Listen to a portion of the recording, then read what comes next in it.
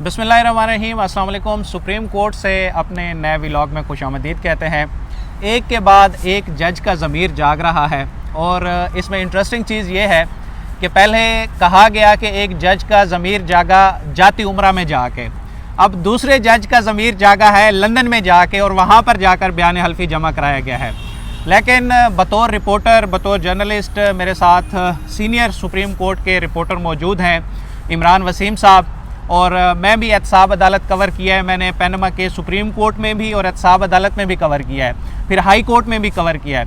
तो इस वीडियो में हम थोड़ा बैकग्राउंड भी आपको बताएंगे और जो एक आज नई डेवलपमेंट हुई है, और साकिब निसार साहब से भी इमरान वसीम साहब की भी बात हुई है, मेरी भी बात हुई है, तो ये सारी कहानी इस वीडियो में हम आपके सामने रखेंगे। Thank you so much Imran भाई, आपने टाइम दिया। तो एक सुबह सुबह अंसार अब्बासी साहब ने एक धमाका खबर फोड़ी है, इसके बारे में आप क्या कहेंगे? धमाका विद वायरल। अब आप देख रहे हैं सोशल मीडिया के ऊपर पूरा एक शोर, एक तूफान बरपा है और एक ख़ास थॉट्स के लोग जो हैं उस ख़बर को लेके अब कह रहे हैं कि देखें जी ये किस तरीके से फ़ैसले जो है वो नवाज शरीफ या शरीफ ख़ानदान के ख़िलाफ़ सुनाए गए।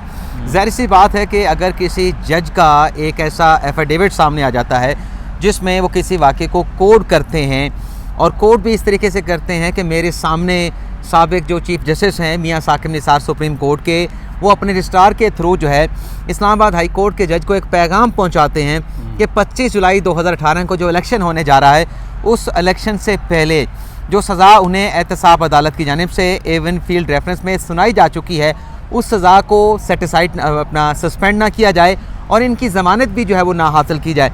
तो ज़ाहिर सी बात है कि जब एक जज का एफिडेविट आएगा तो उस पर फिर सवाल भी उठेंगे, उस पर लोग बात भी करेंगे, उस पर बहस भी होगी और उस पर बहस मुबासे भी होंगे। तो ज़ाहिर सी बात है कि आज एक बड़ी ख़बर जो है वो ये सामने आई है, और जो एफिडेविट का जिक्र किया गया है गिलगित बल्तिस्तान के जो सुप्रीम कोर्ट है, उनके जो चीफ़ जज हैं, जो चीफ़ जस्टिस ही होते हैं वैसे, वो राना मोहम्मद शमीम का बयान हल्फी सामने आया है। लेकिन ये जो बयान हल्फी है इमरान साहब, आपको अभी मैंने जैसे कि नादर्स के साथ हम गुफ्तगू कर रहे थे, मैंने उन्हें भी बताया कि ये पाकिस्तान में नहीं तहरीर किया गया। 18 जुलाई 2018 का वो वाक़या कोट कर रहे हैं जब साबिक मियाँ चीफ़ जस्टिस मियाँ साकिब निसार अपनी समर वेकेशन के सिलसिले में, तातीलात के सिलसिले में अपनी फैमिली के साथ, अपनी अहलिया के साथ, बच्चों के साथ छुट्टियां मनाने के लिए जो है वो गिलगित बल्तिस्तान जाते हैं, गिलगित जाते हैं। तो वहाँ पर उन्होंने इस वाक़े को कोट किया है। अब देखें कि 3 साल और तकरीबन 5 से 6 माह गुजर चुके हैं जब ये एफिडेविट सामने आया है, और ये एफिडेविट जो साइन किया गया, अभी कुछ से पहले हमारे एक साथी उनसे बात कर रहे थे, राना शमीम साहब की कोई फौतगी हो गई है तो वो अवेलेबल तो फ़ोन पे उस तरीके से नहीं थे, लेकिन उन्होंने चंद बातें की हैं कि मेरे ज़मीर के ऊपर ये बोझ था, मैंने अपने कानों से सुना, आँखों से देखा, तो मैं ये ज़मीर अपने ऊपर से उतारना चाह रहा था, इसलिए मैंने बयान हल्फी जो है वो तहरीर करके किया है। फिर उनसे पूछा कि आपने ये कब तहरीर किया है और कहाँ पर तहरीर किया है, तो उन्होंने बताया कि नवंबर 2000 यानी अभी जो महीना चल रहा है इसी में ये तहरीर किया गया है, और ये एफिडेविट जो है किसी पाकिस्तान के टेरिटरी के अंदर नहीं, जेबी में नहीं, बल्कि लंदन में तहरीर किया गया। जब ये बयान हल्फी लंदन में तहरीर करने का बयान खुद देते हैं राना शमीम साहब, तो उससे जैसा कि आपने अपने इंट्रो में कहा कि एक जज साहब का जो ज़मीर है वो जाती उम्रा में जाके जाग जाता है, लेकिन जाती उम्रा से पहले भी पुलों के नीचे से बहुत सारा पानी गुजर चुका था। आपको पता है मुलाकातें हो चुकी थी, रिकॉर्डिंग हो चुकी थी, बिल्कुल हाँ, एक से कई मुलाकातें हो चुकी थी नासिर भट्ट के साथ, अरशद मलिक साहब की, अल्लाह ताला उनकी मग़फ़िरत करे। सऊदी अरब में भी मुलाकातें हुई, फिर यहाँ पर भी हुई। तो बहुत मतलब वो ज़मीर उनका पहले ही जागा था या नहीं जागा था, मुलाकातों का सिलसिला शुरू हो चुका था, राब्ते हो चुके थे। अरशद मलिक साहब का एक अपना भी स्टेटमेंट आया था जिसमें उन्होंने इन सारी चीज़ों को डिनाई किया और कहा कि नासिर भट्ट के पास मेरी वीडियो थी और वो मुझे ब्लैकमेल कर रहा था। मतलब ये कहानी के 2 रुख है। नहीं, केस अभी तक उनका जो बयान हल्फी था उसमें वीडियो का जिक्र नहीं था, वीडियो का जिक्र अलग से किसी और जगह से आया था, मुझे याद नहीं। उनका जो बयान हल्फी आया था उसमें उन्होंने कहा क्योंकि मेरे पुराने दोस्त थे कि मुझ पर प्रेशर डाल रहे थे कि आप इन्हें रिहा कर दें, फरांग कर दें, इनके खिलाफ केस नहीं बनता, तो उन्होंने उन तमाम बातों का जिक्र किया। लेकिन वो खुद से भी इटसेल्फ जो उनका बयान हल्फी था, इस बात का इकरार था कि उन्होंने मिसकंडक्ट किया है। जो केस उनके पास ज़ेर समाअत था, उस केस से मुंसलिक जो मुल्ज़मान के जो लोग थे उनके साथ वो मुलाकात भी कर रहे थे और अपने सामने ज़ेर समाअत जो केस था उसके मेरिट या डीमेरिट्स के ऊपर वो गुफ्तगू भी कर रहे थे। तो इटसेल्फ उनका बयान हल्फी एक तरह से इकरार था कि उन्होंने फ़ैसला सुनाने से पहले मुलाकातें की हैं और फैसले के बाद भी, यानी फैसला तो उन्होंने सुना दिया था दिसंबर 2018 या 19 में, उसके बाद वो जाती उम्र गलबन अप्रैल में गए थे, 2019 में वो वहाँ पर गए थे। 24 दिसंबर 2018 को फैसला सुनाया था उन्होंने फ्लैगशिप, और अप्रैल 2019 में जो है वो जाती उम्र गए थे। इससे पहले उनकी मुलाकातें भी हुई और उससे पहले वो सऊदी अरब में भी शायद हुसैन नवाज से मुलाकात कर चुके थे। तो ये 3 साल और 4 या 5 माह के बाद ये एफिडेविट जो है वो राना शमीम साहब का सामने आया, जिसमें उन्होंने कहा कि जब हम साकिब निसार साहब के पास मेरी अहलिया बैठी थी, मेरी मरहूमा अहलिया बैठी थी और उनकी अहलिया बैठी थी, मैं वहाँ पे बैठा था, तो साकिब निसार साहब परेशान नज़र आ रहे थे। फ़ोन पे वो रजिस्ट्रार से बात कर रहे थे और उनसे कह रहे थे कि आप जाएं इस्लामाबाद हाई कोर्ट और वहाँ पर मेरी जज साहब के साथ बात कराएं। जज साहब का नाम जो है अंसार अब्बासी साहब ने अपनी स्टोरी में नहीं दिया और वो मोस्ट प्रोबेबली हम अंदाज़ा अगर लगाएं मुबैना तौर पे वो उस वक्त के chief justice Islamabad high court हो सकते हैं।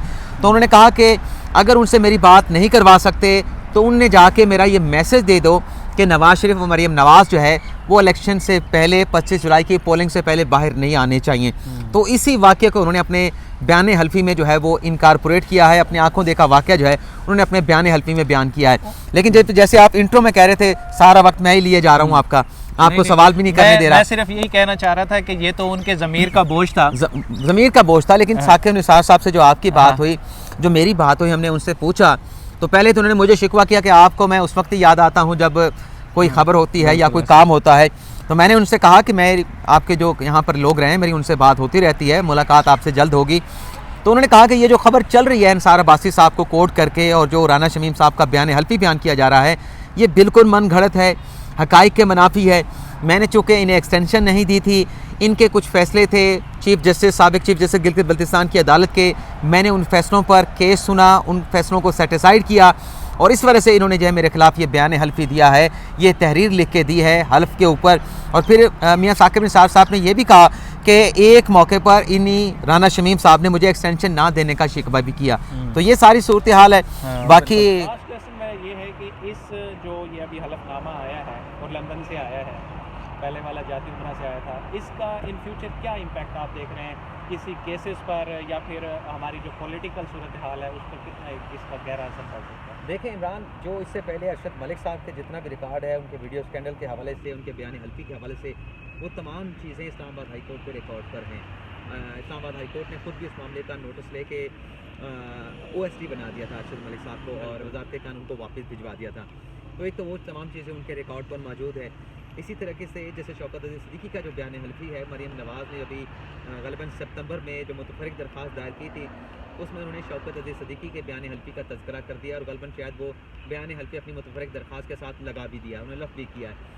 अब ये 17 को समाअत होने जा रही है, 17 की समाअत आज 15 नवंबर है, तो 2 रोज़ कबल ये खबर सामने आया तो इससे एक नज़र ही आता है कि शायद या ये बयान हल्फी जमा कराया जाएगा इस्लामाबाद हाई कोर्ट में जो उनके वकील हैं इरफान कादर उनके थ्रू, या फिर समाज से पहले कोई मैसेज देने के लिए जज साहबान को बताने के लिए कि केस का फैसला करने से पहले इस पहलू को भी।